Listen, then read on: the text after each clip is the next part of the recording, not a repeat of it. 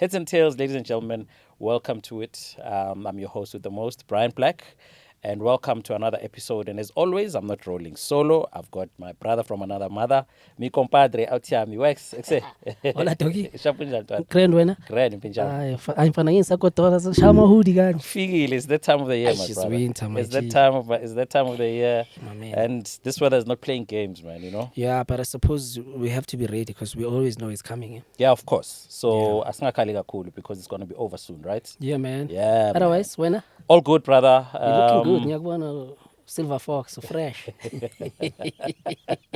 Yeah, well, you know, yeah. I wanted to remove it the other day, you know. Yeah. No, But I no, can't. no. You look good, my man. Yeah, You look like your smiling age. here, You know? Yeah, no grand. Yakalandela nami kancane. Uzoyeka. Yeah, mara ikho le silver anyway. Kusho ukuthi awakabi ne-stress enough. Akabi nemali. Inyuku for. Para ayikho le mali le. Listen, man, yeah. From the previous episode, love and shout outs to DJ Kanunu. Oh, yeah. It was a really dope one. Yeah, Since siphela indaba. Pelinda Pitori, yeah. Yeah. Really dope one. And we got to hang out with him, and you know, we got to pick his brain a bit as well. You know, off camera, interesting guy to talk to. You know. Yeah. We went to visit a spot somewhere there in Bram after the interview, and we had a very nice chat. We managed to actually get deeper into him. Yeah. Outside of the camera. Outside of the camera, yeah. Yeah, man. But I suppose it's one of those that we'll have to come back when Revisit. we do a second For sure. with him. Then we know what we're gonna ask him. Of course. Yeah. But it was a nice app. Very nice one, man. You know, like I said, on and off camera, he was a very interesting guy, man. You know, like I said, we got to pick his brain, and he's got a lot of gems to share as well. You know? And a lot of ideas. A lot of ideas, which I really like. He seems to really, in as much as people haven't seen him much in the scene, but he has his hand on the pulse. Yeah. You know, he understands what's going on. Yeah. Even though you don't see him around. And you'd assume because he's so quiet, he's out of the radar, but he knows exactly what is happening. Yeah. He's got the finger on the pulse. No, man, dope episode and dope content and dope comments and dope the interaction between us and the people that watched the episode. Yeah. It was really nice because a lot of people had forgotten him. Yeah. But they love him. Yeah. You know, yeah. and then he also sent me some of the stuff that people were sending him. Nice. People were sending him the collection of his compilations. Yeah. Some on cassettes. Nice. You know, so yeah, no, it was a really, really dope episode. Man. Yeah. Really, really Enjoyed it. I personally enjoyed it. Yeah. I did as well, man. You know, I did. On and off camera, you know? Yeah. Cool dude. Anyway, it's time to get to the crux of the matter today.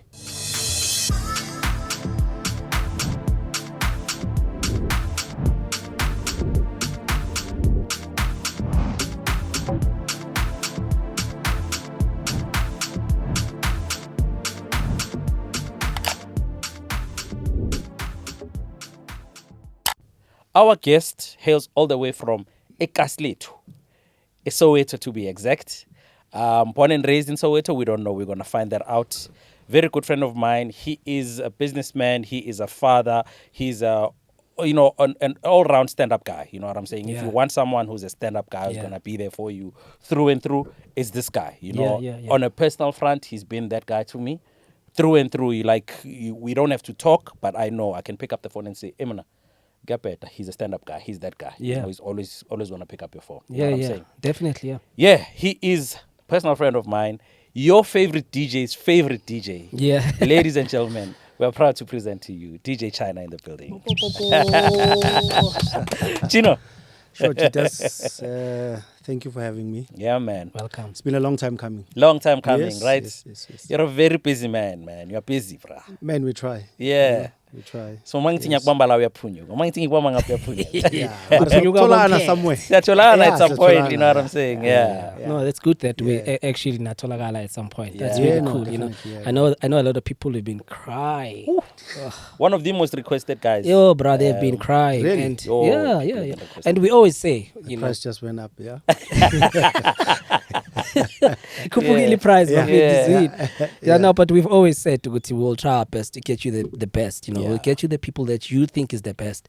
And I think this time we 100% did not disappoint. No doubt. Y'all definitely have to be happy for this one. No doubt. I agree, Yeah. man. Chino, welcome to Heads and Tails, bro. Thank you, Chance, for having me. Look, I think, like I said, you know, all round stand-up guy. I think a lot of people can describe that about you as well. You know what I'm saying?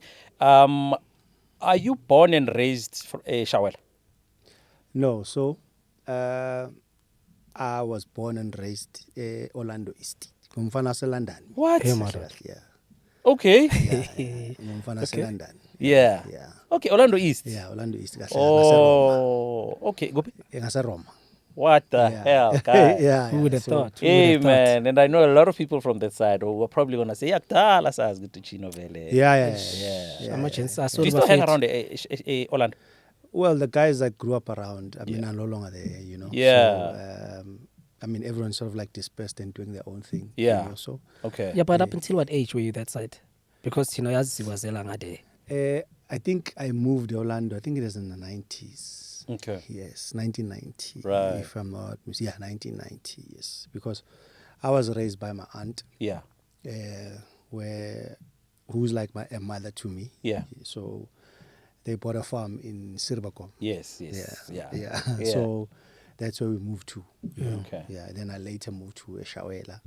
Yeah. Ish, yazi ke izinja zami zaseshawela ke eningafili bad bafethu ukuthi They wanna claim ownership, sinimhleme namhleme.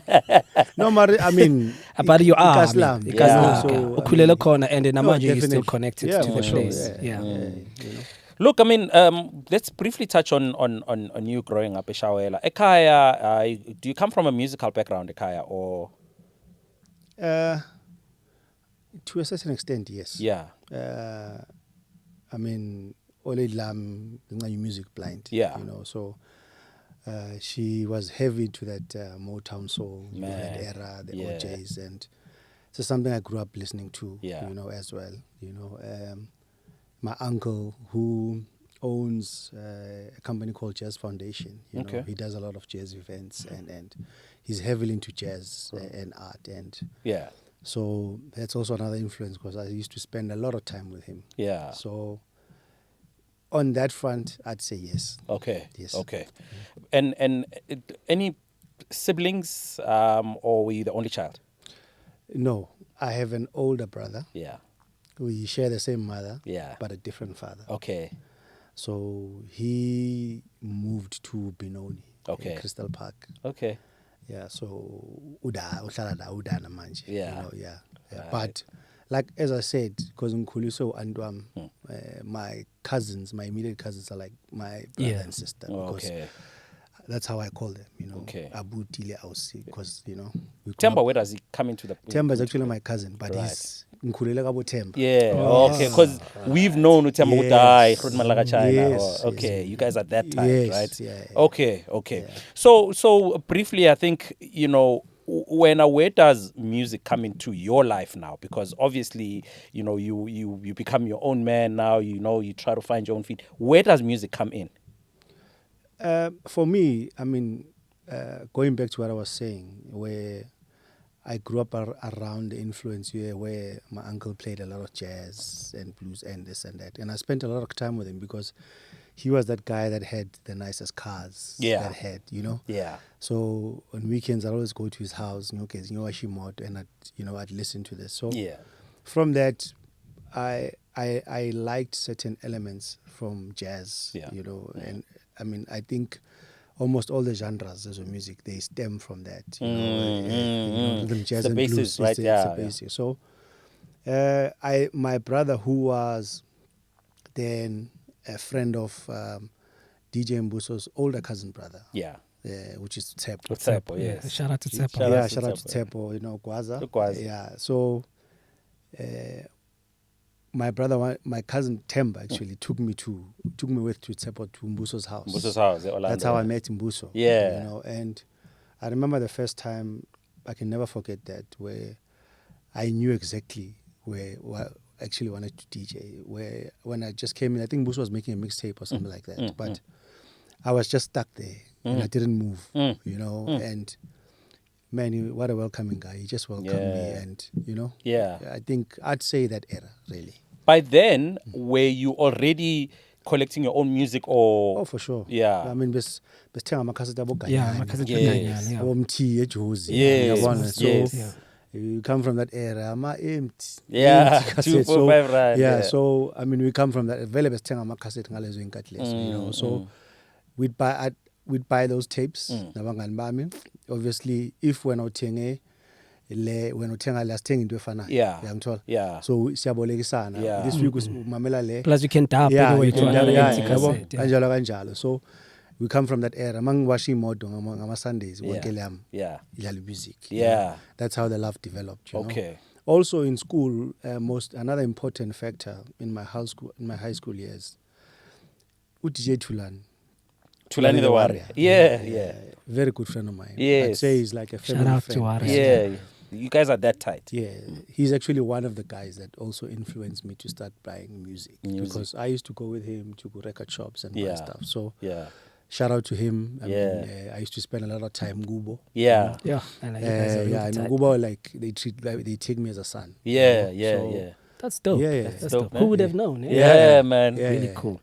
So you know in that time then in 1997 or 96, 95 around there, your career quickly propelled into somewhat of a household name because I think at the time I was also visiting a lot of BFR and then I was told about this guy that has just joined the crew called Early 2000s. DJ, called DJ China.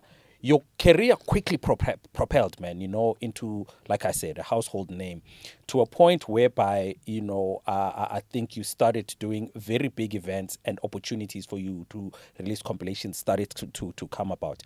Can you mention some of the compilations that you released at the time? Sure. So, it's also just to mention, Claude is a big part of that. Yeah. Shout out to Claude, man. Yeah, shout out to my Shout out, brother. man. You know, He's sorry to Yeah. come in, but his story is exactly like yours. Yeah. Because he went to do his hair. Laphana kuThepho. Naye same story. Wathola umbuso ubhizi ngenamba ngalo wabuza ukuthi ubani lo. Akho ngoba connected kanjani. Now same story. Yeah. It came there for a different reason. Yeah. So I suppose, you know, when you go into that house, you never come out the same. Yeah, that's true. It's quite I think true, everyone that went to that house, they you never came out the same. Yeah. So, Claude had a big part, especially in believing in me releasing the compilation. Because if you remember, at the time it wasn't easy for anyone just to release compilations because you had to be an established name and you know. And we sort of like carved a way for myself. Yeah. Claude and I sort of like carved a way. Yeah. Because Claude understood the sound. He understood, you know, where I wanted to be. Yeah. And we sort of like did that. So I think my first compilation was House Collectives Volume 1. Yeah. The one with the blue cover. Yes, right? the one with the blue cover. Yeah. Yes. And right up to about... how can I forget my own compilations? Deep Inside. Yes, Deep Inside. Yes, Deep Inside. The last one was Deep Inside. Yeah. Yeah.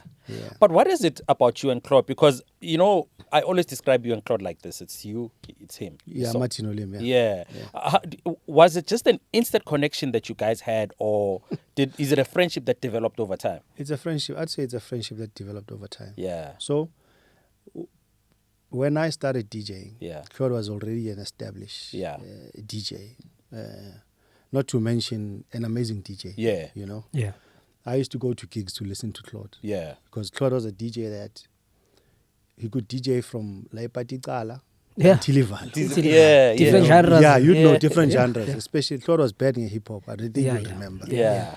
So Claude was that DJ. Yeah. So he was already established, you know. But as time went on, we sort of like gravitated towards each other because we start opening up to each other to find that we like the same things, and that's how we became brothers. Really, we're not friends. You know, Claude is he's a huge musical giant that his story is not really told to the T. You know, Claude really built a lot of careers. You know, he really carved a way for a lot of, you know, guys to have compilations. You know, he was the ear to the ground. You know, on these record shops that he worked.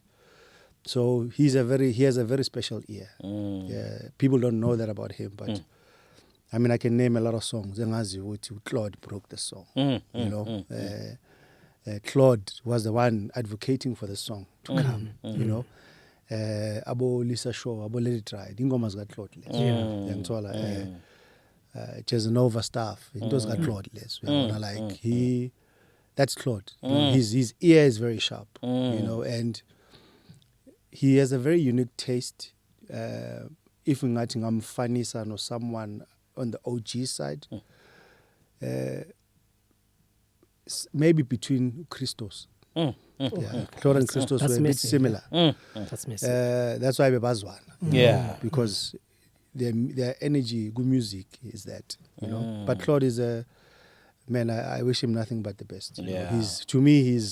He's a brother of mine, but you know, he's a very talented guy in terms of DJing, in terms of sound, in terms of, you know.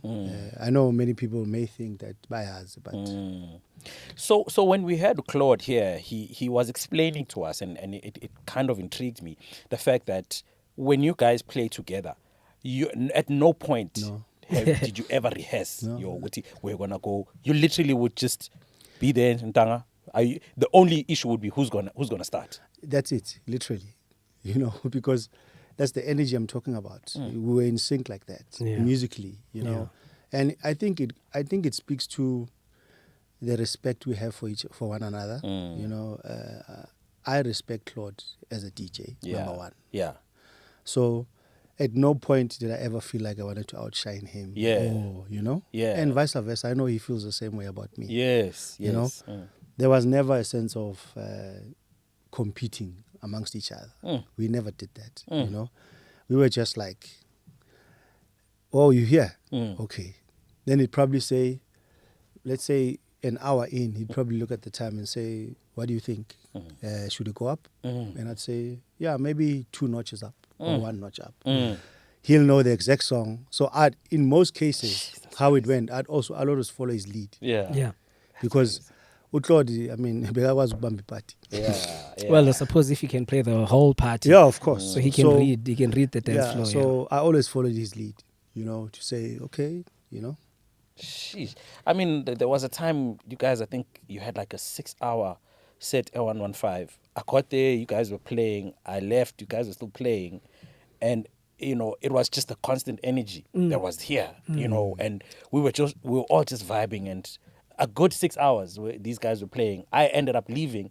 I left that energy there. I don't know how that whole morning panned out, but that's one of the most memorable gigs, moments that I've had between the two of you. Apart from what they did when we went to check them out at that's the Audiobiography, the most recent one. That and was he actually proved Yeah. what you're saying now. The fact that you just said, dude, let's get on the 1s and 2s, and you had what a one-on-one, a back-to-back. Yeah, I mean, he didn't even have his music. So because I know him, I know his sound. Yeah. You know? So I was like, okay, here's a folder. Yeah. You go here. Yeah. We are here. And we just went. I mean, he came to me, he's like, I feel like playing. I'm like, come. Yeah. I love that, Come. man. That is so dope. Because we had a conversation with him earlier on that day. Yeah. That's when we chatted with him. To say, and I mean, it's good that once it actually, the whole thing manifested into that by the end of the night. You know? So it really, even for me, I mean, for you as well. I mean, we had a conversation at China's party. Yeah. We went to the bar, we were a little bit drunk, but we were talking about how beautiful the moment was, you know. We were talking about it earlier. And also, we know that people actually love to see you guys together, you know, and they even when they saw those clips, they're like, okay, but when are you posting the full set? You know, because they wish they were there. So these guys you have a very strong connection, but also you are able to connect to the crowd and keep it, you know, with the level that you want it to be at. And the thing is that most DJs actually wish they were like that, you know. So that's when you're saying Claude is a giant, I actually like that word, you know. It sort of like really explains who he is, you know, like really giant in the industry. And the amount of things that you guys did to change the whole industry, the narrative, you know, and even the one-on-one thing, it was never because a lot of people followed suit after that, because you know, it wasn't a fashionable thing at the time to do that. You know? But for us, man, it was fun. You know, at no point where it felt like I have to play with this guy, or you know. That's why even when he came to our event, he was like, I feel like playing. I'm like, whatever you want.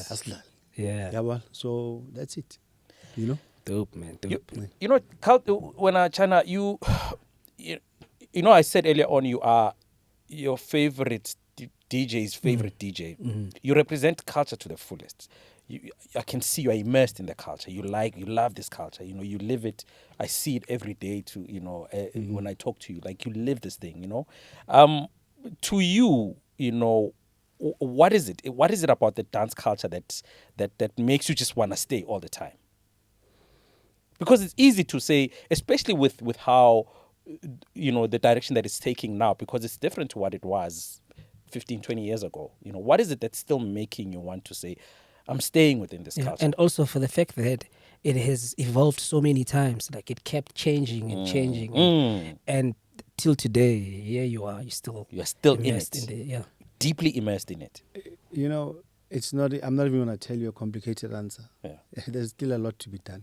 Right. Within the culture. Right. You know, that's what keeps me going every day. Sure. So probably someone would wonder what does he mean by that? Is, you know, there are a lot of DJs, extremely good DJs, you know, that need to tell their story because the music is within you, you know, and it has to come out. If it doesn't come out, then it leads to frustration.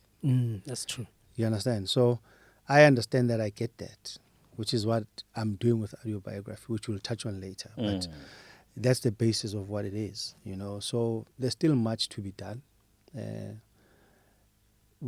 think for us, South African DJs, you know, the sky's the limit for us. We just need to believe in ourselves and realize that. And stop competing with each other, you know. For me, that's the only thing that keeps me going. There's a lot to be done. We need to do cool things, man. You know, you're exciting me, bro. Yeah, I'm getting excited. We must do cool things. You know, like it shouldn't even feel like a chore. You know, Yeah. You know, if we want to go listen to alternative DJs, then let's have a spot where that happens. You know, and people are fully immersed in the moment. You know, if we wanna have a house music event where you get to go listen to DJs and the people that really love the music, about the culture, then there should be a place for that. You know, we should all coexist, but we must just do cool things. For me, that's that. Do you think from the time that you started DJing, right, to now, your role as a DJ, do you think there's been a major culture shift, or have things been going on a gradual turn into something that you might be seeing? Yeah, I think from when if I understand your question correctly, when I started DJing, how the culture shifted, the DJing culture, it definitely has shifted, as like Wex was alluding earlier on. I mean, the introduction of the digital era, you know, I mean, you have digital softwares like about Tractor, about Serato, you know, these things on their own. I mean, they've sort of like given access, they've given access, major access to DJs, where they don't just mix songs, you know, they can actually make songs, remixes on the fly, just by using pads and knobs, you know, when they're playing, you know. I mean, we had COVID. That just goes to show how important the digital, how it has changed, even how people consume music. I mean, with COVID, DJs were now using Instagram, TikTok. We had to play from home. To promote themselves. And it just shows the importance of that too. So for me, music keeps on evolving. Not necessarily changing, you know, but it just keeps evolving, you know. There's an element that may be added and you know. So it was different. I mean, when we started DJing, like,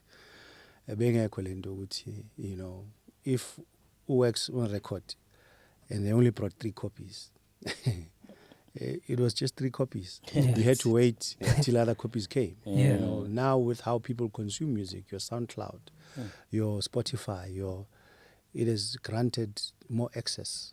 You know, it's easily accessible. You know, where it actually opens it up. You know, I suppose then it then boils down to having a good ear. I suppose having to know what is it that is good for people right now. I think it's a little because bit of more the abundance of the it and the availability of it, right? of music. But I sort of agree with him when he says that. I mean, we have been exposed to different types of sounds ever since. Like when we were talking about Abo DJ Grigori, like all the tribal stuff that came. I mean, from mid-tempo to tribal to all the kinds of sounds that that was during the vinyl era. Yeah. So if you were a vinyl DJ, you had to have. You wouldn't say, no, I mean, angidlala le stuff is so. No, you'd have to have all those genres. Because nase shop ma ufika buy so. You have to buy at least an array of music. You can't just buy Ilone one. Is that what you're? That's what I'm saying. Yeah. So then you join the culture, or you join the evolution of music. You do not try and say, no, I mean, I can't. You just have to go with it. That's what you say. Yeah, basically. I mean, add to what he's saying. You know, Tina Kdala, you'd know that we didn't fall in love with genres. We fell in love with music. With the music. You know, I mean, one of my all-time favorite songs is Umlilo, Big Nas. I remember the first time myself and Claude heard that song, we couldn't believe our ears. Yeah. You know, and we were not. It's not like now, as in now, where you have to be ashamed if you like a song that's out of the genre that you stand for. Yeah. We fell in love with music. We love music more than, you know, the genre. So, you know, whatever music that sounds nice, that's what we went for. Which is why we DJ Bakdala batenga everything. We DJ utenga house, utenga kwaito, utenga R&B, a little bit of everything. A little bit of everything, because you for the love of music. That's just it. As in, we just buy a song, not necessarily thinking, this is going to be in my set, but it's a song I like. I like this song, and you just play it. But at some point, you'll find yourself having to play that song because it's that good. Of course. Right? Yeah, of course. Yeah. So we are more about collecting music. Yes. You know, on a wider spectrum to you know, to emphasize your point. Yeah. You, like yourself. I mean, you predominantly play house, but you play on Sundays. You play alternative music. Yeah. That's the music that you like. That's what I mean when I say the music has to come. Whatever music that it's inside of you, it has to come out. Because you end up being frustrated. It'll frustrate you if it doesn't. I like come that. I love it. Yeah, you become frustrated. Yeah, I think a lot of music collectors and DJs will agree with that. It will Because frustrate you. you're feeling it, right? You're like, you know, when you're chilling with someone who really loves music, he wants to tell you every single element that's in there. But that's almost the same thing, because then they are able to express themselves verbally to you when you're sitting there. But if they don't have that, and I suppose that's why we would, you know, someone said, you know, if you put music into a category, you're not doing justice to the music, right? We need to stay away from this thing of genres, right? This is deep house, this is acid jazz, this is whatever, right? But now, what I'm trying to say here is, I think we should be calling music world music. It's world music because it's enjoyed by different masses, right? And that leads me to the next question then that I want to ask you, Anna China, which is, you know, you can safely say it's globalization in terms sound is a global thing, right? And how do you think, in your opinion, you know, globalization has defined our local scene? and if it still does today? A very important question. So, it definitely has affected our local scene. I mean, by a fusion of genres, really. So, genres like kwaito, amapiano, gqom, house music, EDM. By infusing all those together, you know, then you get a unique sound that reflects on both the local culture and the global trends. That's the simplest way to put it. You know? Yeah, I know, because when you look at the tempo, right? Yeah. That is mentioning Iqom. Iqom is quite fast. Yes. But and most of, like, I'd say EDM and some of this electro stuff is really, really up tempo. Yeah. You know, but Iqom has got a little bit African flavor, South African flavor. Yeah. And and still you can hear the music within that stuff. You know, and I think definitely that sound, especially Gqom, definitely it's really like global sound. Yeah. You know, it's just that even my elements, obviously, with vocals and some of the sounds that we use locally. Yeah. But the tempo. Also, Lade once mentioned that when he was in the country, because he made mention of Iqom specifically. He said, Iqom is Very powerful. It's a powerful sound, man. Very That powerful. is yeah. Extremely powerful. You've traveled the world, like traveled half the world, right? In your travels, like how influential, or what role did you see South Africa play in terms of influence in what the guys are playing out there? Do you feel there's elements of actually South Africa is here, or Yeah, very much so. Like, the first things first, I'd say the rhythm. yeah, Like, no one has the rhythm, yeah, like us. yeah, I mean, DJing as well. yeah, South Africa, in my humble opinion, is the best DJs in the world. It's not the first time you said this. Yeah, it's not. I think it's LSG. We spoke to say LSG there, and then he had said that South African house music is like what football is for Brazilians. For Brazilians. Yeah. Yeah. He wasn't wrong. Yeah.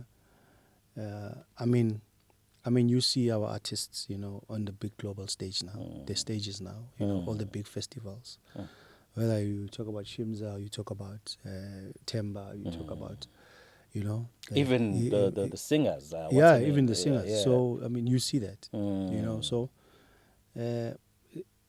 it's the rhythm, to me, in my humble opinion, it's the rhythm. I don't think no one has rhythm like us. Is the recognition there, though? Definitely. Like when you guys get there and you say, I'm from South Africa. No, definitely. Yeah. I mean, most places now, to answer your question, you can go anywhere, most places in the world, you can say from South Africa, or while you're at a festival, and they say, oh, black coffee. That's it. That's what the recognition is. Yeah. You understand? So, I mean, kudos to the guys that are pushing the envelope now, our local artists that are pushing and breaking boundaries, that are flying the flag, So it's definitely there. You even mentioned the technicalities, because I remember, I think you were playing in London, definitely. and you were saying that people are still intrigued by the fact that you focus on the mixing and the technicalities of playing, of DJing. Yes, because I mean, I remember I was watching Julian's podcast, and he said the most profound thing, which is the realest thing, because we come from an era of DJing where people came to see you as a DJ. Noma batshela ukuthi I'm playing this time, but no. sele wena. And they watch you play. Yeah. Mawushaya hashi, icherry izokutshela ukuthi and then the faces, they start to cringe. We from that. You understand? I think that's what also made us to take this thing seriously. I think that's what I'd say about that. So there's also an element of storytelling, man, when I listen to our DJs, like the way you want to start your set, the middle of the set, they're now taking it up and then closing the set, I don't know, according to your experience, how is that the same when you travel the world? Are DJs, they just come in and blast it, Zatuma? Or do people actually care about what we care about? Yeah, I think there are DJs that tell a story as well, International. International. I'm not saying that everyone just comes in there and bangs and bangs out, and then it's all, Yeah. I mean, one such example is Kerry Chandler. When you watch that guy play, it's an experience on its own. And Manu, when you listen to Manu play, Manu is one of the best DJs I've heard in the world. He knows how to cook the room, like, from here to here. Kerry Chandler's an all new experience altogether. Yeah, man. There's a keyboard, there's this. I once saw him playing using reels, bro. Yes, he's a very versatile guy. Like, he's much respect to Kerry. Yeah. Shout out to Kerry Chandler, man. I wanted to ask, since globally, is there like areas in the world where you find sounds from there and you thought, really, I like these sounds? as opposed to South African sounds? Something that you were like, oh, something different that we probably do not play or know, and then you were like, oh, this is definitely dope, like dance music. Yes. I mean, I suppose it'll be selective because it will be my Your my preference, taste, yeah. my preference. So places like Germany, you know, I like that dirty dark, you know. Yeah. The dirty dark sounds. I like for example, like your guys like Jimmy Jules, you know. I like those kind of sounds. I mean, I like Dixon. I like Dixon sound. You know, Nice. it might be a culture shock to you because Yeah. hey, you know, Yeah. but I mean, when you give it time and you listen, it's something that actually it was something that made me take note. You know, to say that's different. You know, and very punchy. You know, very solid, man. It's solid. I mean, it's that kind of sound that actually makes you think, no, labantu babuya kude na le nto." Oh, You know, yeah. yeah. Those kind of sounds that you realize, no. You mentioned someone like a Dixon, right? Yeah. And I didn't expect that from you, you know. But like, are there genres out there, you know, in terms of, because people automatically put they put you in the deep house category. But are there other sounds that really inspire you in terms of either how you play or just the way you consume music in general? Globally, yeah. You mean the question is globally, yeah, okay. music. It could be music from China. I don't know. You know. Yeah, I mean, the guys that I just mentioned, Yeah. would be that. Yeah.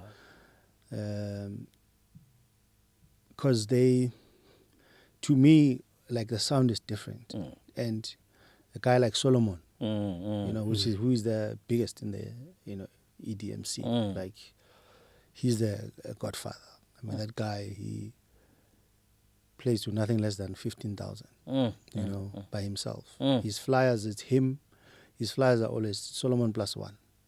Damn. That's it. 15,000 people. He plays for 8 hours. Jesus. You know, but if you listen to the sound that he plays, you know, you're like, Yeah. you know, it gives you something to think about, you know, because it pushes the envelope. It's something different to what you hear all over. Sorry, you know. So I'd say for now, those guys, yes. Chino, let's talk about Ibiza. Yeah. You spent a lot of time in La Ibiza. Isla Bonita. Right? What is a typical day like? I've never been to Ibiza. I've seen pictures. I've heard of certain clubs in Ibiza. Take me through a typical day in summer in Ibiza. Yeah, pick a specific day. Let's say it is June Friday night. So, depending on your budget. Yeah. Whoa. There's budget budget, involved. man. Yeah, it's euros. Yeah. Euros, Has yeah. to be. And I'm sure they have their own different types of pricing there. Yeah, of because course. It's Of course. Ibiza, yeah. It's a party island. Mm. But I mean, Ibiza is a typical Friday Ibiza. People flying in from all over the world, you know, for the weekend. Is this a daily thing? Yeah, so what happens in Ibiza, it's a party island that's open for 6 months. Yeah. From end of April Yeah. to October. You know, beginning of October, mid-November, sometimes even mid-October, or like come end of October, it's done Yeah. because the winter starts. Oh, it's again. winter. Yeah. Okay. So that's 6 months. What happens is it's parties every day. Monday to Sunday. Yeah. Jesus. Sure. So it's a place where people go and party. It's a party island. It's open for 6 months.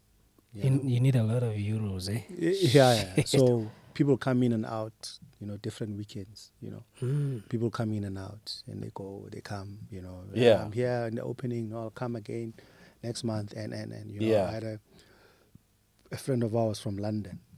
He used to come in like every second week, you know, just for the weekend.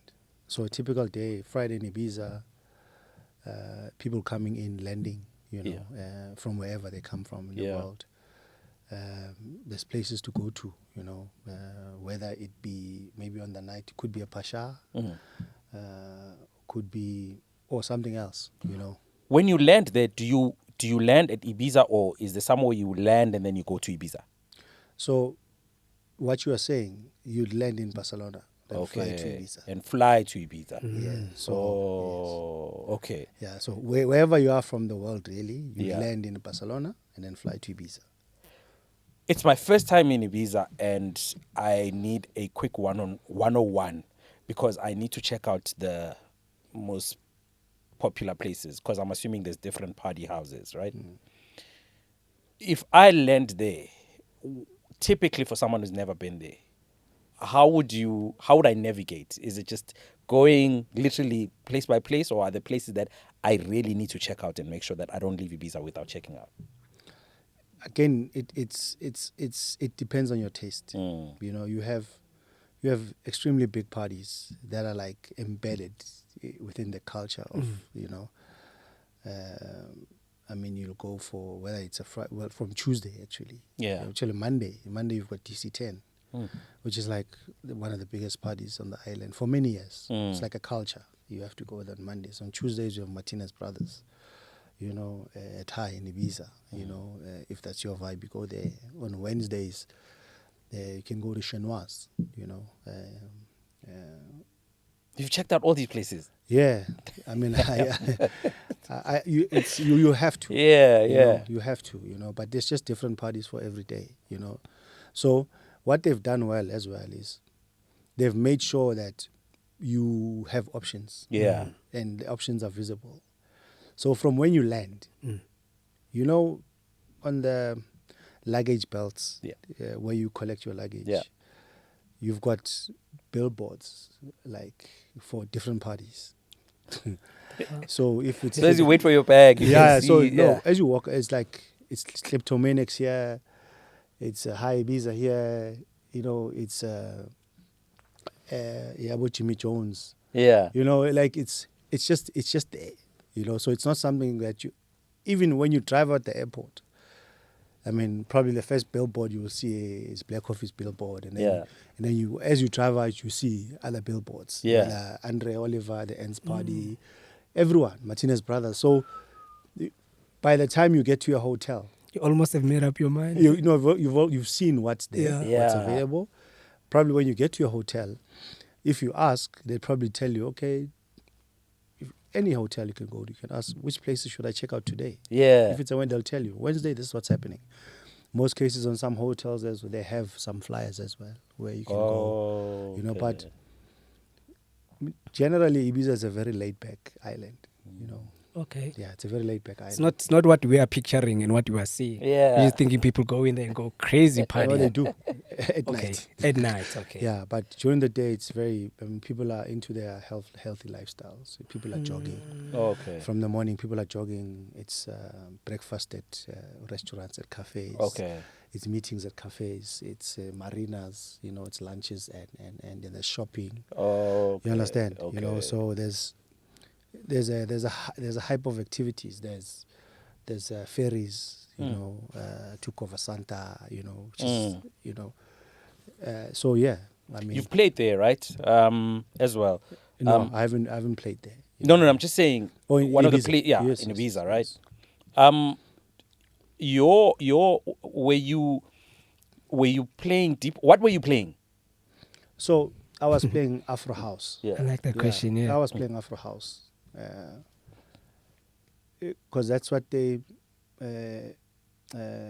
how can I say, that's what works there. Mm-hmm. So I suppose the reason why you're saying you like that question is because you want to know if. So the music that, the house that we play here only gets played at restaurants. Okay. Yeah, it's a fact. Background music. Yeah. So the restaurants, they're different. You know, I wouldn't necessarily say background music, but it's a vibe. It's laid back. Yeah, music, you know, it's like you can be eating and listening to nice music. I mean, I've had some amazing DJs there. You know? So, but the house that we play is a restaurant music. You only get to listen to it at restaurants. You know? After 12, something else. It doesn't work. It doesn't matter who you are. Whether it's Louis Vega, it's Kerry Chandler, it's But this is what a DJ is being, because you've got so many genres that you collect. Yeah. Sundays you play alternative. You can play whatever. You used to play Libo Tulane. You play more deeper, harder stuff. Yeah. So that's basically what it is. It's just about knowing where you are and not being, So I can't just be coming there and be like, hey man, ebusuku, hey I want manje sifuna ukulalela insimbi ntwana ikosha ke you're referring to restaurant music. But Afrotech is predominantly what's making the place shake there, right? To a certain extent, yes. Yeah. There are other genres. I mean, there's EDM. I mean, there's techno. There's dubstep. There's, you know what I'm saying? And these are huge genres. I mean, like the Martinez Brothers. I mean, if you listen to their sound, you wouldn't even listen to it for 10 minutes, but they fill up a place. They sell out.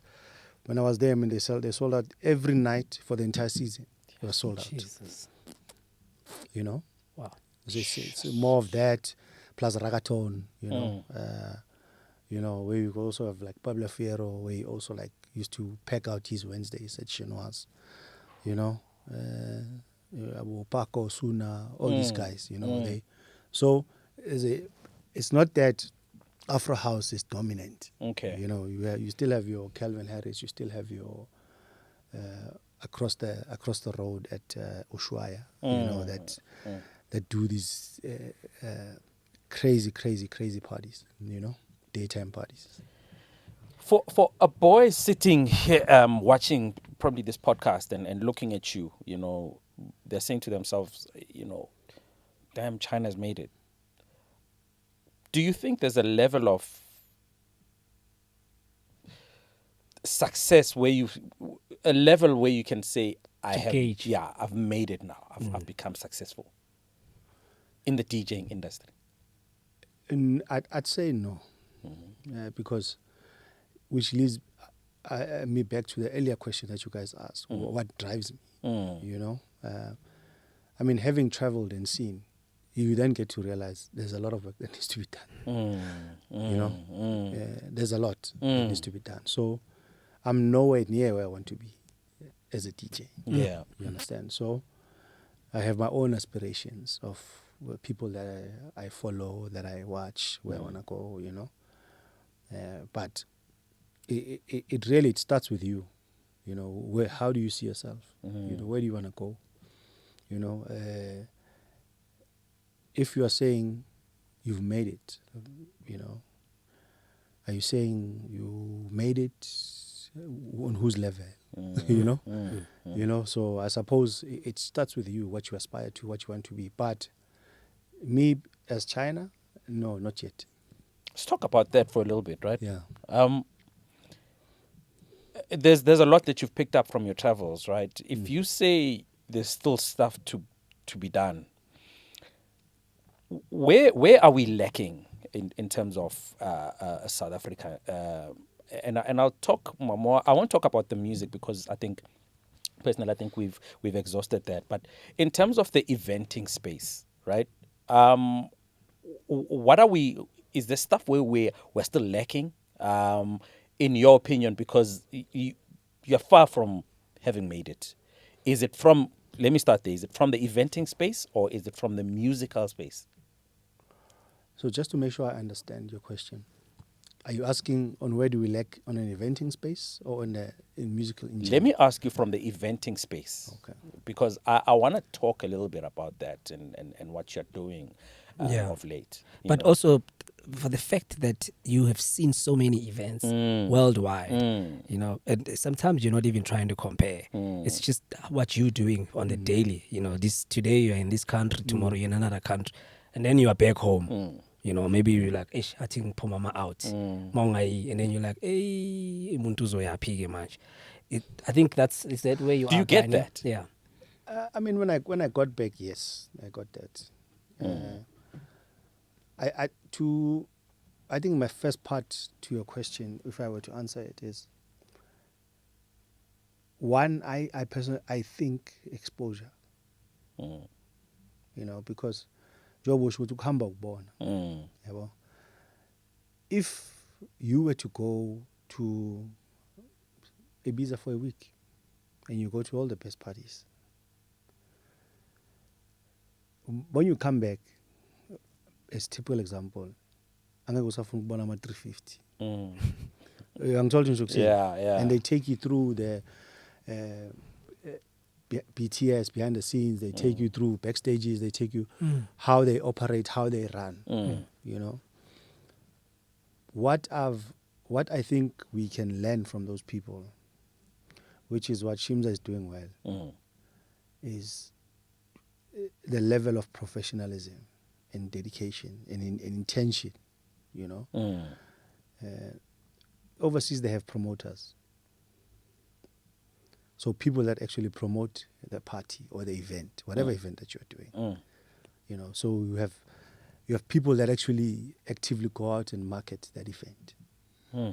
So this promotion has a different meaning when it comes to this side. To us. Yeah. Okay. You know, like they have promoters where it's like, look, man, I'm hosting, let's say I book Brian Black and I'm doing a Brian Black one-man show.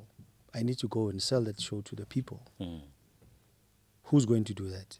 That's what I'm talking about. That's the people I'm talking about. That's who we lack. You know, overseas they have a lot of those where you have promoters that actively sell the shows. I mean, one such example of what I'm talking is the Ant Party in Ibiza on Saturdays at Ushuaia. You literally have people that walk around the beach. You can even open your phone now and see. People walk around dressed as ants. They wear like black, like ant suits. They actually like cover the whole costume. Yeah, it even covers their faces. Yeah. You know, you know, and they go around the beaches, all the beach clubs along the beach. You know, where they sell tickets. They tell you about the event, or if you wanna get on the guest list, and that's the level. Yeah. You know, and also in terms of professionalism, it's like it starts with Wex ungibhukile. You know, do I have to call Wex and ask him What time am I playing? You understand? Mangifika la ngikhuluma nobani. Okay. Yabo? Those kind of things. You know, they consistent in those things. You understand? You know everything, mawufika. You never even have to struggle. I mean, you take High for example, number one club in the world. The sound they have there. I mean, they're Spanish acoustics. So every time they release new stuff, it has to allow. You understand? They've got 1, 2, 3, 4 floors, including the bathroom, I think, if I'm not mistaken. So, should a CDJ break, I'm talking about 3,000 CDJs, should one CDJ break, each room they have a spare of 3 sets. So whatever sound they have in that room, including the equipment, they have 3 times over. So the show must go on. Yeah. That's the level. Some serious level. Yeah, man. That's serious preparation. The show must go on. So imagine that. That's how serious they take it.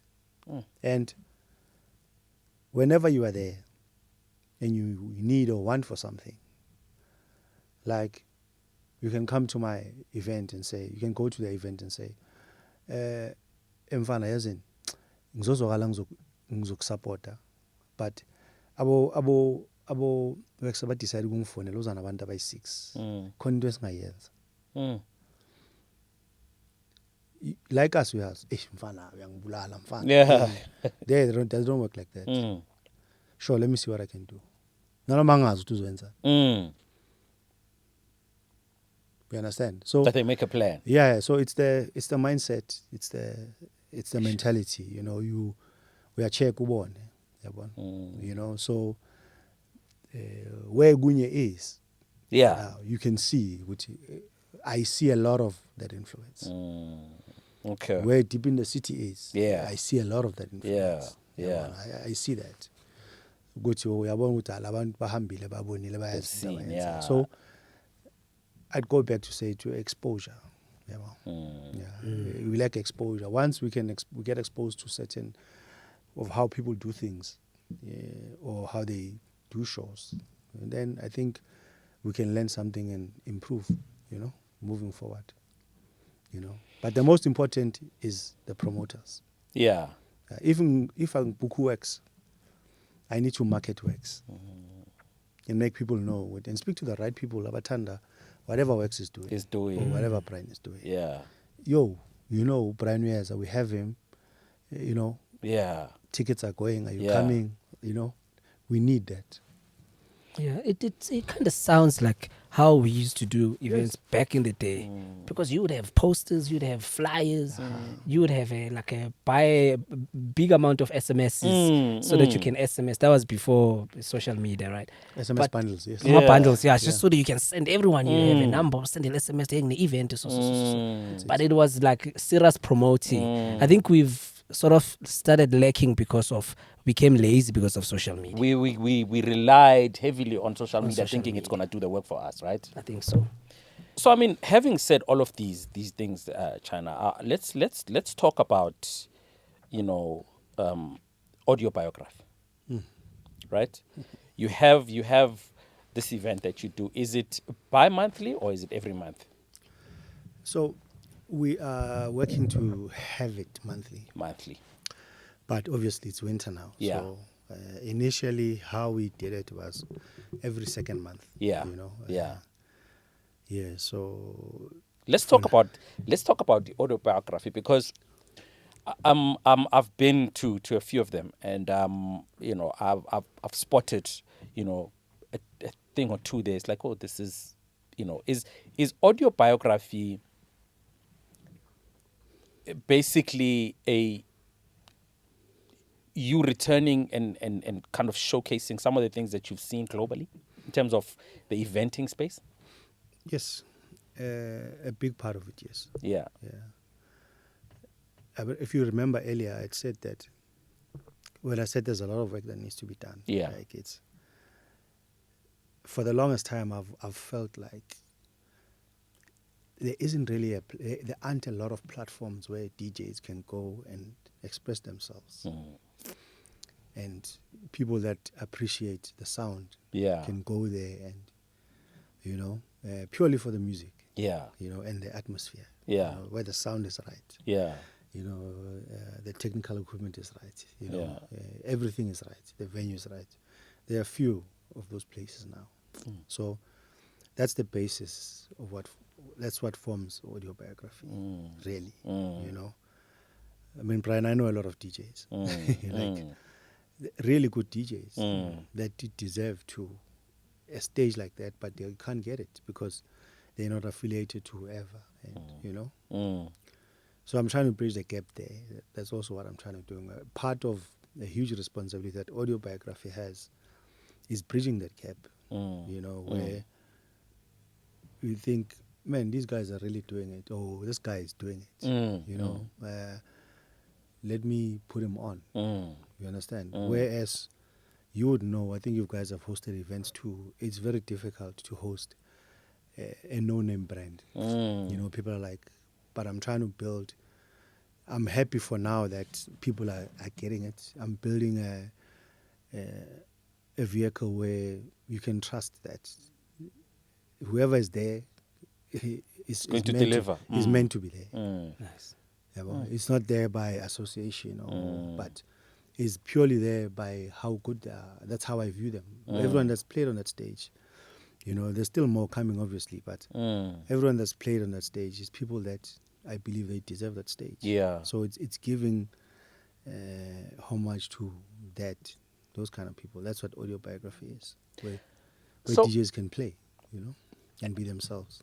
I mean, I've picked it up with the attention to detail that you've given it as well. Where you focus on the artist. I mean, I've seen, hence the actual name, yeah. Audiobiography, right? Small interviews about that DJ.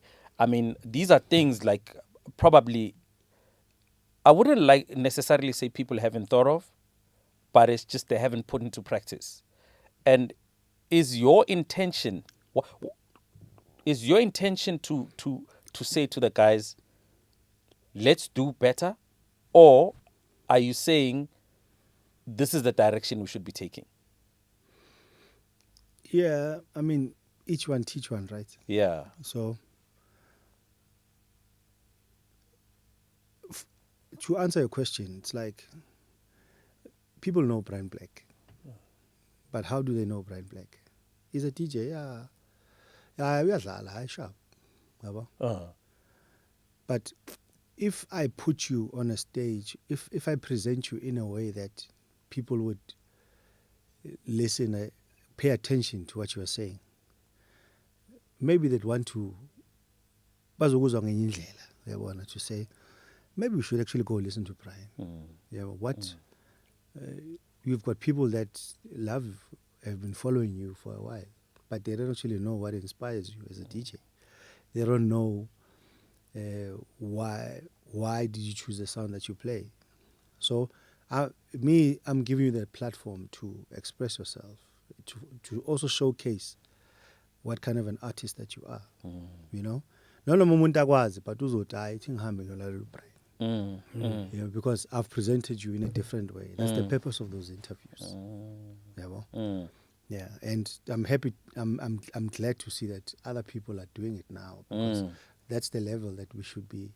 You know. Yeah, because I mean, I'm seeing it. I mean, there's IEX coming through now. Italian Elegant Experience is coming through now. You know, I think the approach is there is like that. I mean, obviously, there's other events that are taking place. I mean, people that you may and it doesn't mean that the ones that you're not mentioning are not doing the right thing, but some of the people that you feel are going about it the right way. You know, Italian Elegant Experience. Sure. Are there others that you think maybe are on the right path? Yeah, definitely Zidane. Zidane. Without a doubt. All Black Experience. All Black Experience. LSG. LSG. With Bread for Soul. Bread for Soul. Yeah. With the wife as well. Yeah. I think they're doing an exceptional job. Yeah. There's a lot. Yeah. You know, for me, the more, the better. Yeah. You know, if we have more of these, the better. Yeah. For the culture. Yeah, for the culture. It's not about competing, really. Yeah. You know, we need to remove that aspect of competing. Yeah. To say which one's better, which one's not. Yeah. You know, because what I've also realized is that people love music generally, you know, but they've sort of like resorted to YouTube channels, and is that mix recorded, and you know, and it kind of takes away from the whole experience. So you know, we can blame it on COVID. Yeah. So we really encourage people to come out. You know, when people come out and support all these events, you know, then people can create better experiences. Yeah. You know, which I believe that's what people want. People want quality things, really, you know. And obviously, don't despise small beginnings. Some people despise small beginnings. Yeah. It's going nowhere. It's going nowhere. I mean, the first Audiobiography I had, I think we had like 50 people. You know, with that huge lineup. But, you know, the vision is there to say, no, we're still going. Yeah. You know, we move. So these events, Njengawo Italian Experience, and I know you mentioned Nabo Kunye and Deep in the City and all those. As if you compare them to what happens globally, do you think we are a little bit moving towards that, or do you still think there's still a long way to go? No, 100%. They definitely in the right direction. Yeah. So it's the right direction. It's definitely the right direction. So you reckon if someone Klambe who's gone that side and sees like, oh, okay, actually these guys are on the right path. No, for me, I know they're in the right path. You know, like again, I'm saying it's exposure. You know, where look, in a year, pick a month. You know. Yeah. Pick a month. I mean, where you say, look, these are the festivals I want to attend. You know, you check. You know, these are the festivals I want to attend. I want to see how they do things. Yeah. And you just go to those festivals. You connect with people that people that organize Ultra. Where do you think they are now?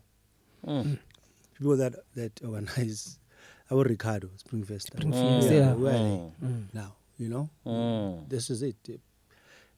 A guy that runs Cabo Beach, for the summer he lives in Ibiza.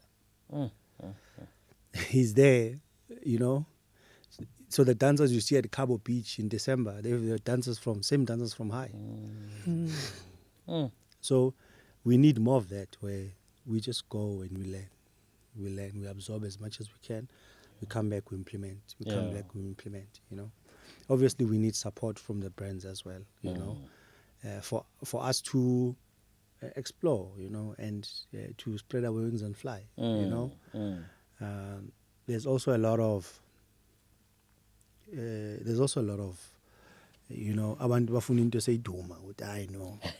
Everyone comes and literally fly. Abantu namasponsa 17. You know, no one wants to start with Be in the beginning. You know, which is why I appreciate our partners in Audiobiography. You know, Jägermeister, where they like, you know, they believe in culture, you know, and they help us, you know, grow. So we need more of people to think like that.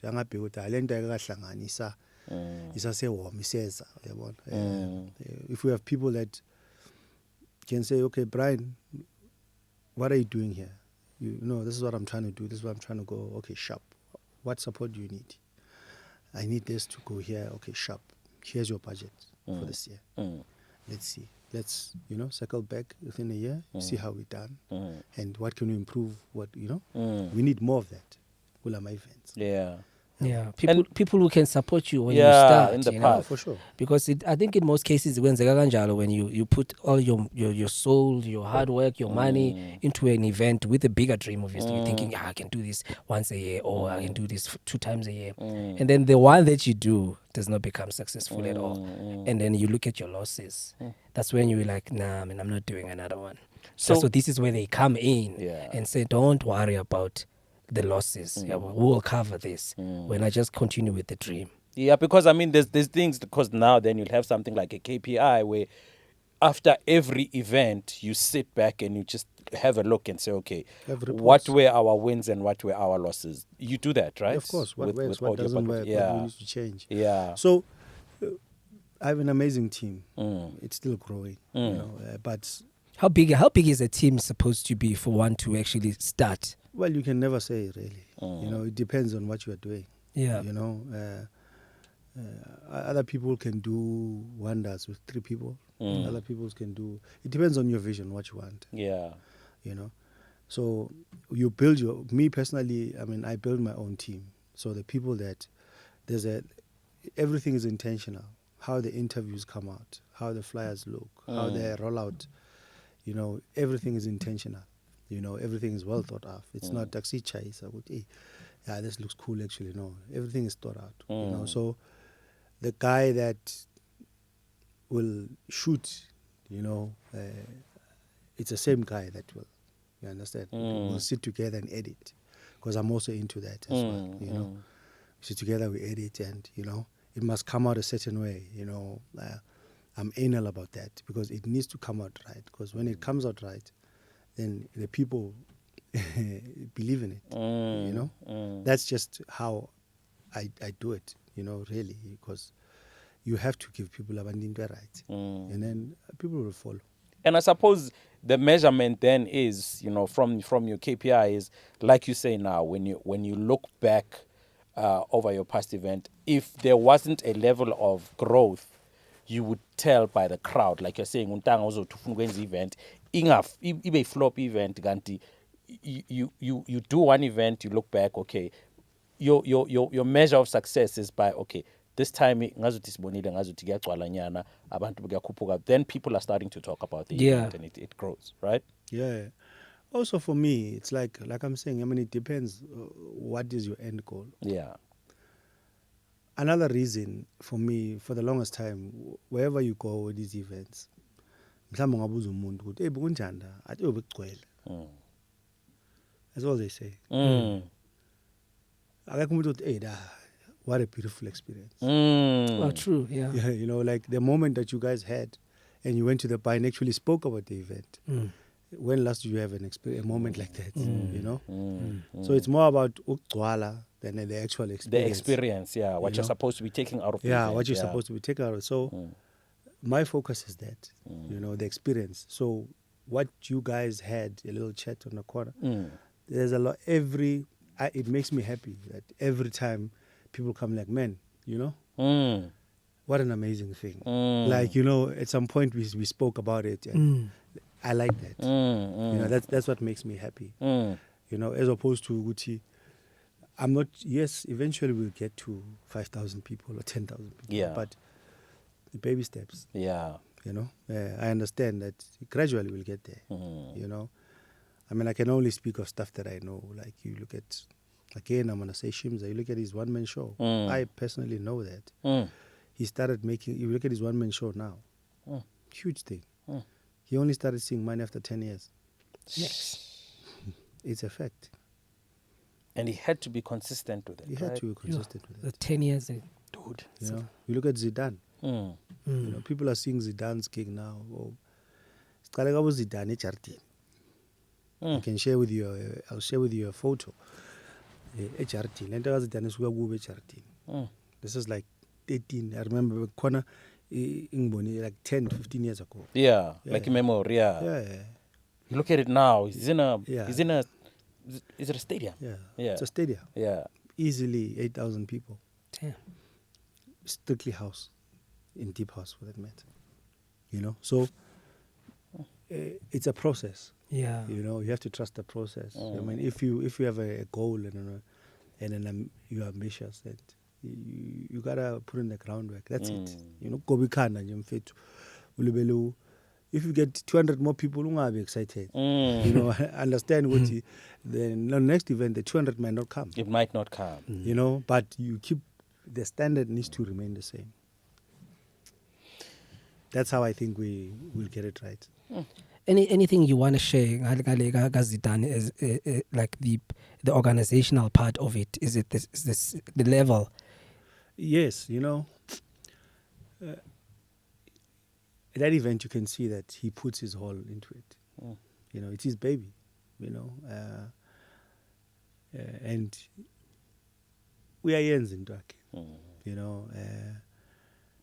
and it's one of, for me, I'm extremely proud, to be associated with it somehow, because I know where it comes from, now it's just about us nurturing it and making sure that it remains that way. But he's locked in, Same as Nabo Piquet, same. It's just about making sure that he's locked in. But they have it. Same Nabo Lesego and his wife, they have it. It's just about maintaining and making sure that, Do you guys talk to each other and talk about your successes and losses and advice and, or is it like a... Well, we relate differently. Right. I mean, with Lesego, LSG, I mean, we go way back. So we always talk. Yeah. But we talk about anything, if needs be, You know me, I'm the kind of guy, if ever I won't even say there's a lot of beats around the bush and trying to justify. No, everything went well, but so I'm that kind of a person. Yeah. Without getting into politics, right? It's nice to hear you mention names, of people who've put in the work. I mean, that Zidane thing, if it's over 10 years old, I mean, he's been working on it. Yeah. The Shimza thing, he started working after 10 years. Yeah. And a lot of other guys now, LSG, Yeah. he put in a lot of work. But it was a lot of work before that. My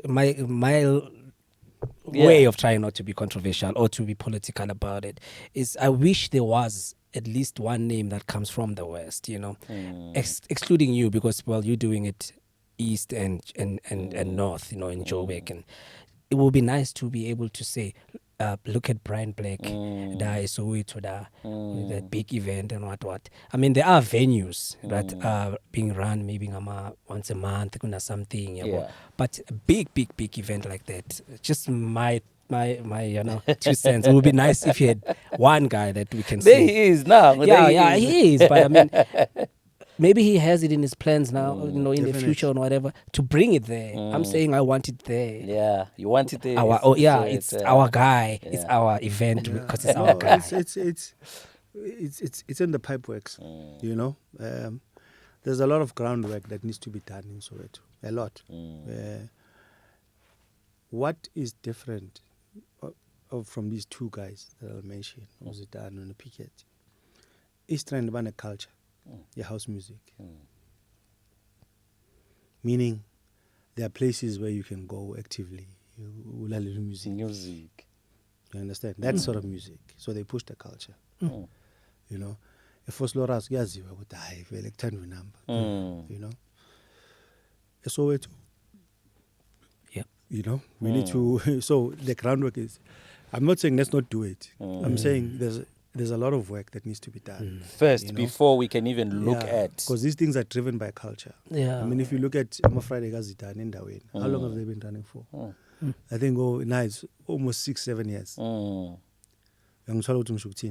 So Ama Mondays work, they've been running for how long? You know, so we need to sort of like bring it to that. You know, to say, let's bring back the culture, because babaya abantu abathanda music. Maning, you see them at these events, at these festivals, they're there, you know, but they don't have into abo, which njengam now yakhala ukuthi we need our own thing. And I agree. And I'm actively working on it.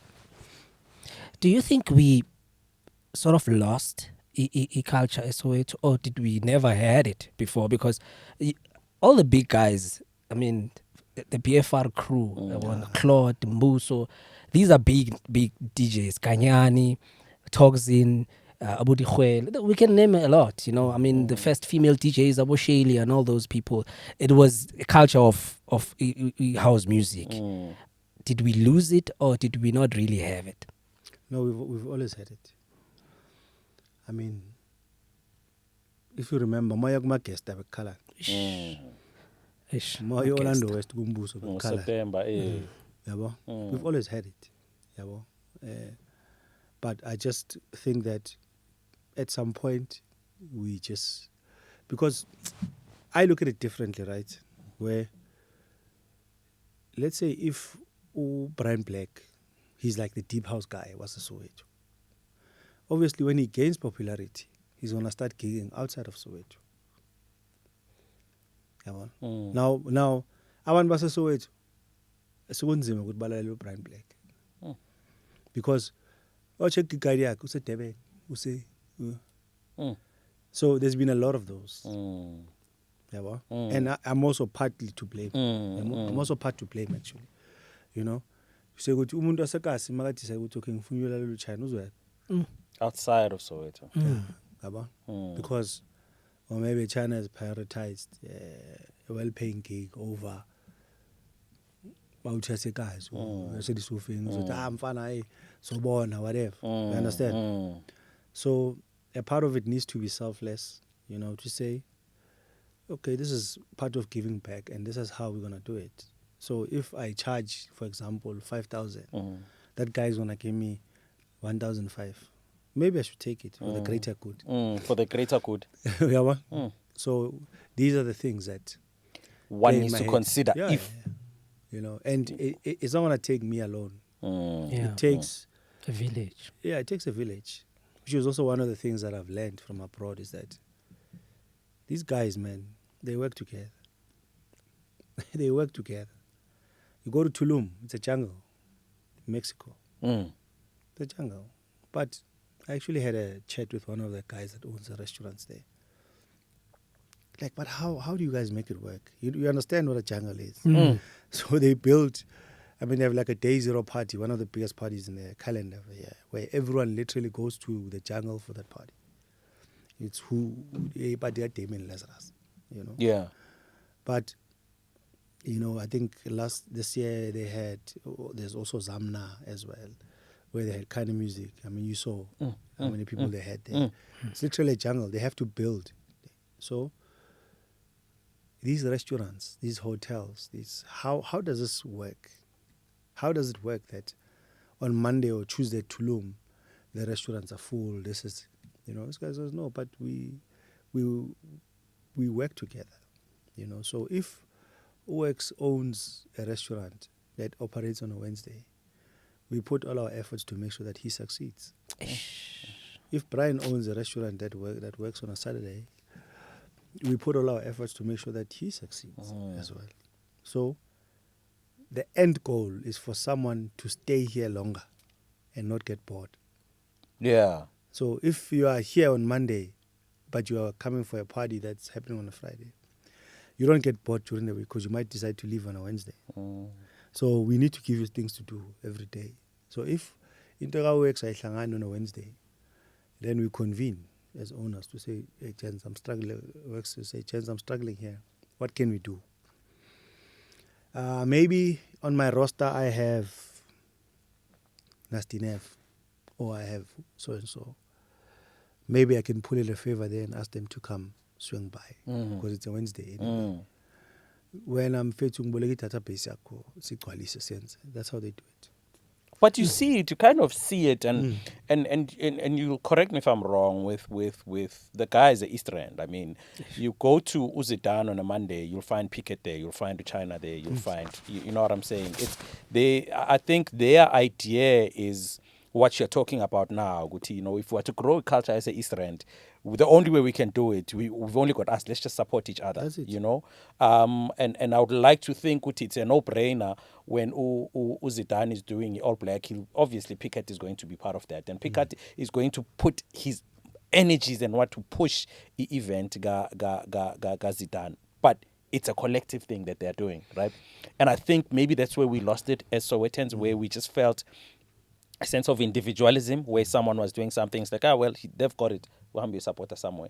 And I suppose if you're saying the bigger picture here is the groundwork that needs to be laid is, let's first start by being a conglomerate. China's got an event, it's Nawani, for the greater good, let me just go support it.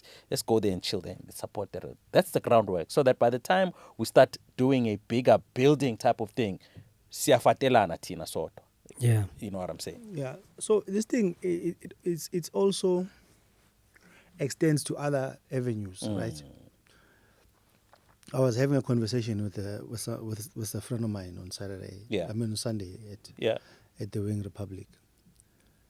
And I'm like, we're in a very strange place where people don't know how to move because the lack of resources. But knowing that how do we then move forward? Because we cannot because you understand?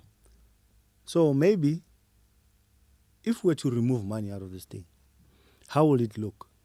How will it look like? Because you have a camera, you have lenses, you have everything. You're a DJ.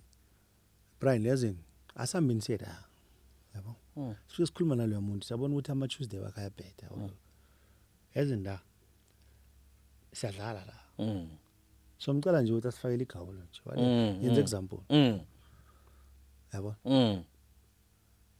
because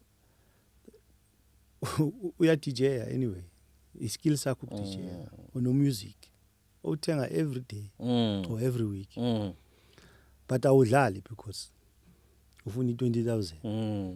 I'm just making an example. Rightfully so. Yeah. Don't get me wrong. So part of the responsibility where I'm saying these are the conversations I'm having with myself. It was to say maybe when you go there, maybe when you go there, what we can do, Brian, la akuna nyuka uthiyam, marizokala uzodlala. So back works. I went the next camera Tuesday in jam. Call to shoot. We're trying to build something from nothing. So we need more of that. Cohesiveness. As I'm out to say, okay, Glalaban this week, no Glalawen, next week Glalaban, no Glalusban. And as a machita, we just create a nice environment for ourselves. And then the rest will follow. I'll give you an example of what I'm talking about again. Begalento Major League. Untitled, where they, to me, how I look at it, it's them transitioning into Afro. They are introducing themselves to the world with not necessarily Afro house music. How do they do that? They just found a corner, made it look cool. Bashuta, babiza ama-outi adlale Afro, angayenzi nix on off days. Without a couple, and then they play one-on-one now. Yeah. So now you have Major League featuring Cairo, Major League featuring Da Capo, Major League. They're associating with them. Just creating vibes.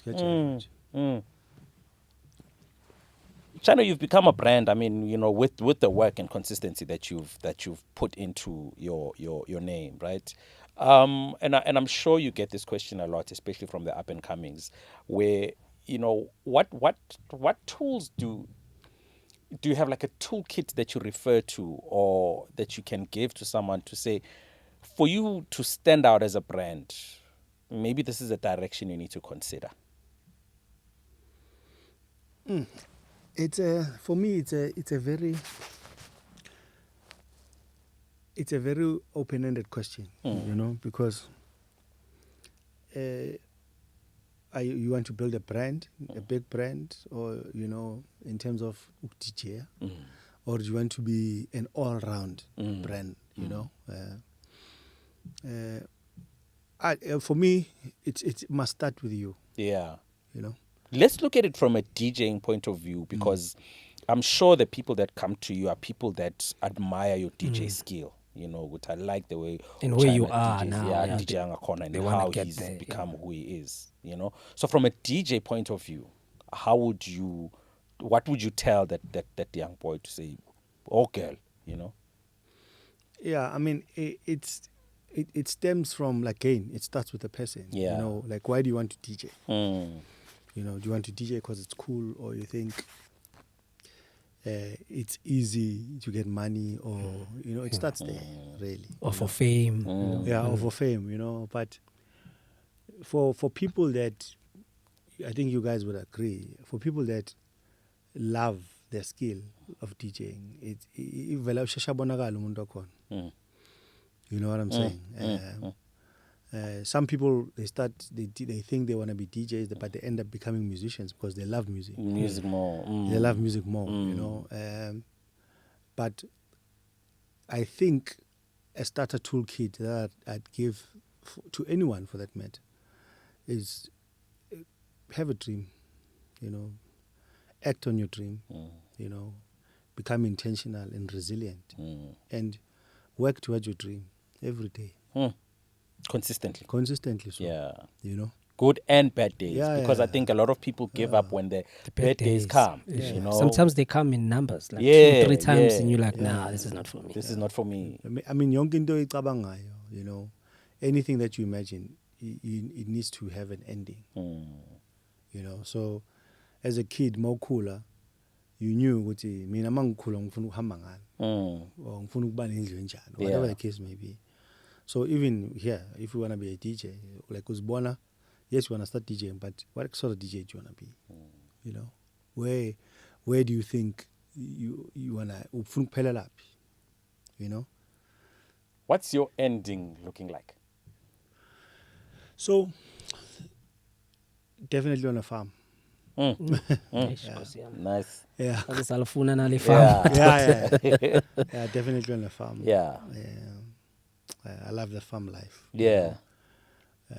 Doing outlanding. 4x4s. Yeah. So at some point, I'll probably be playing like one event a year. That's it, really. And doing the best I can for my kids, to give them a better life. Do your kids know who you are? Like, do they ask you questions about your career? So, my eldest daughter, she's probably gonna watch this. Yeah. So she's very, very, what a very smart kid. Yeah. I mean, she's 14. She listens to Clear Soul, you know. So she's also into, she's a creative at heart, Right. you know, like me. She's also into, I mean, she runs the TikTok account just as school in Sabo. Oh, wow, that's dope. You know, she'll always have comments like, I don't know. I watched that interview, you know. I think you could have did this, that, you know, did this and did that, you know. She's a kind of a critic in that way, you know. So she's aware, she knows. Yeah. I mean, she's a reflection of me. Really. Yeah. Does she have aspirations to go into the music industry? I think so. Yeah. She keeps downplaying it, but I think she really loves music. Yeah. Like. And you open to. Yeah. She can do whatever she wants. For me, it's like I'm just there to support, you know. Nice one. And to make sure that, you know, she aspires to her dreams. That's it. You know. Anything else, A quick one. I know we're about getting close to wrapping it up, right? Just before we do the game, I just wanted to touch a little bit on vinyls, because I can see that analog is making a comeback. A lot of heavily so. Yeah. Heavily, yeah. What are your thoughts on that? And do you think it will still play a significant role in the industry? Yes, I mean, for me, I just think it's something that's not going to go away. You know, like to me, I view it as a foundation. You know, somewhat of a foundation. You know, because it's preferences, right? Yeah. You know, you'll always have people that prefer analog over digital. Some people, they like the feeling, they like the nostalgic feeling. Some, you know, some people get excited just from uvuli vinyl. You know, with you know, I got this. You know, and the static. Yeah. As long as the collectors are still there, I think it will still be there. I think it's not gonna go away. I'm happy that it's back in a sense, you know, because it's also broadening the landscape. You know, we try to create a path, because if one path gets too overcrowded, then you know you gotta look for other avenues as well. You know, so it's doing its thing, and I'm just happy it's there. Have you gone back to collecting as well? I've never stopped. Ah, cool. Yeah, because we spoke to Claude, and Claude was actually breaking down the financial aspect of it, because the big complaint that we get now is it's expensive, and I always say it was expensive then when we were buying it, when you compare to, you know, the times that we were living in at the time. So he's saying a lot of people would love to, but it's in the way that it's being sold now, because people are buying from resellers as well, and that's why the prices, you know, kind of doubled in terms of. That guy must open a record shop. Yeah. That guy. Yeah. Claude, right? Yeah. Claude, if you're listening, open a record shop, please. Yeah. Because the amount of wealth, I mean, the wealth of knowledge that he has in that sector. For me, I'd hate to see it go unused. Yeah. You know, that guy must open his own record shop. You know, so for me, like, yes, it's expensive. I mean, you know, one of the guys that most of us get some of our vinyls from, Ulputla. Yeah, Ulputla. Yeah, Ulputla mara value abalega. Because he's somehow, you know. He's that guy who like Kasha, you know. With him what a G, man. He's such a G. You know what a G. Big up to Luputla, you know. That guy, man, ngamkweleta ngeke kwenza ufile ngathi hey manje yabona sengimbiza Romeo mina, because sibaningi semkweleta umuntu mawujina ngoliputla you know. But he's very easy, and he's very resilient, you know, in doing that, you know. What a cool G. Big ups to him, you know. Check out his vinyl store, 01 Vinyls. Yeah. Shout out to Putles. Shout out, man. All right. Do you wanna do the game quickly? Start. You go ahead, though. Yeah, I mean, it's a preference game, so you basically just choose one or the other. Vinyl or digital? Both. Sunrise or sunset event? Sunset. Best city to play at? South Africa. South Africa. Nice. What would be the second one? Where the crowd is like, gives you the South African vibes. In the world? In the world, yeah.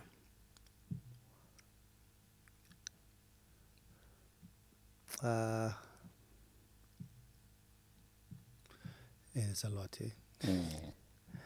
There's a lot. Them Italians, they've got soul, man. Italy. Yeah, Italy. Yeah. Yeah, Italy's Napoli. They've got soul. Really? Yeah. Yeah, I'd believe it. That's Yeah, dope. yeah, Napoleons. Yeah, that's why I mean, you live Vegas is always there. Oh yeah. They, Italians, they really have soul. They have a you know. soul. They're into, you know. One most memorable gig that you've ever played at that stayed with you until today.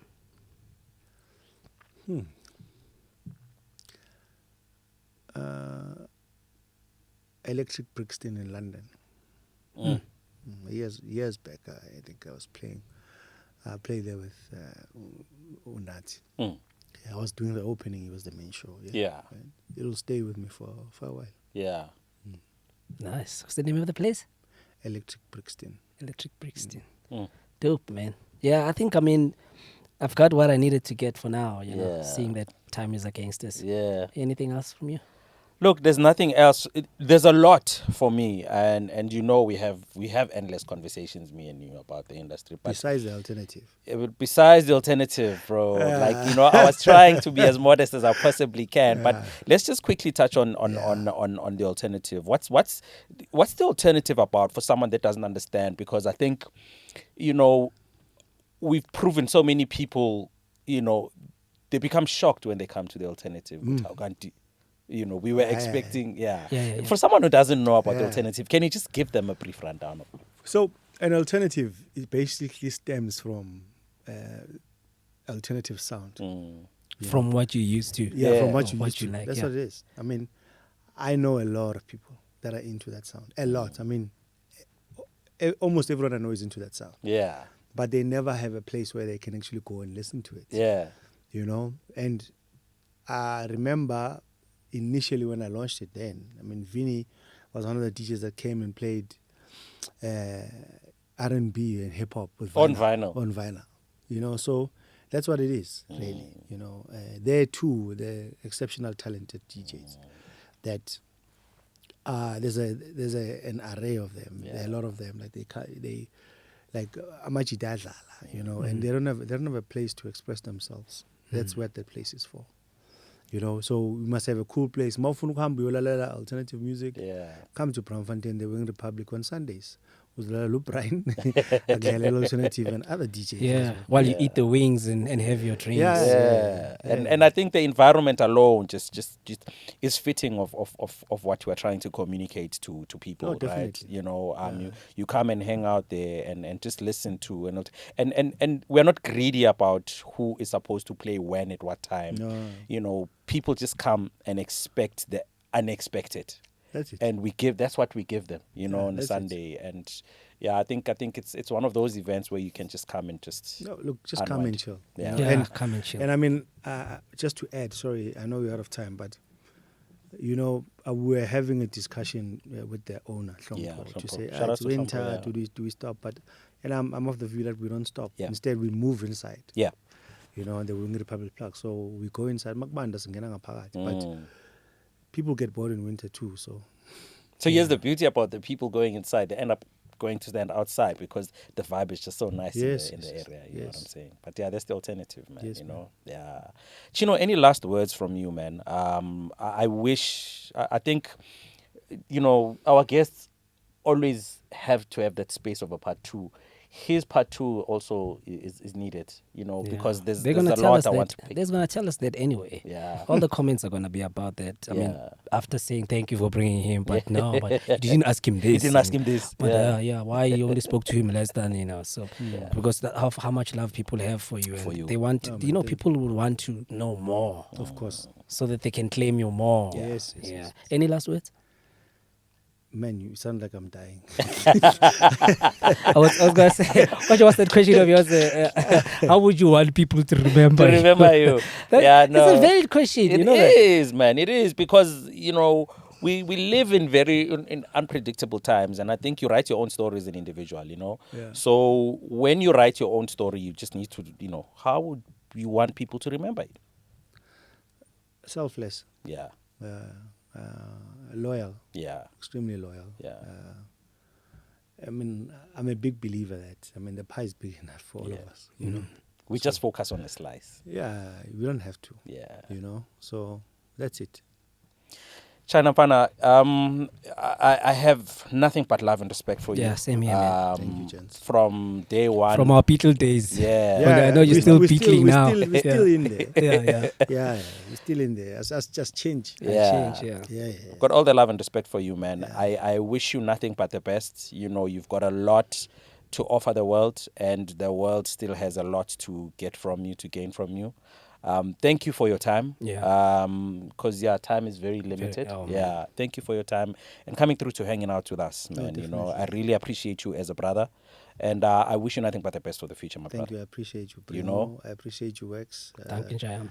Gents, for me, thank you for having me. Yeah. It's been great. Yeah. You know, breaking bread. I mean, this has been a long time coming. Yeah. We've been speaking about this for almost a year. Yeah. Definitely a part 2 is coming. It has to come. We need to do it. So thank you for having me, and Thank you, Chino. bless you guys. Thank you. Another Heads and Tails episode coming to an end, ladies and gentlemen. We will see you on the next one. Thank you so much for tuning in. Remember to show us some love, subscribe, like, tell a friend to tell a friend about Heads and Tails, Brian Black and Wax doing their things. See you on the next episode. Thank you. Thank you. See.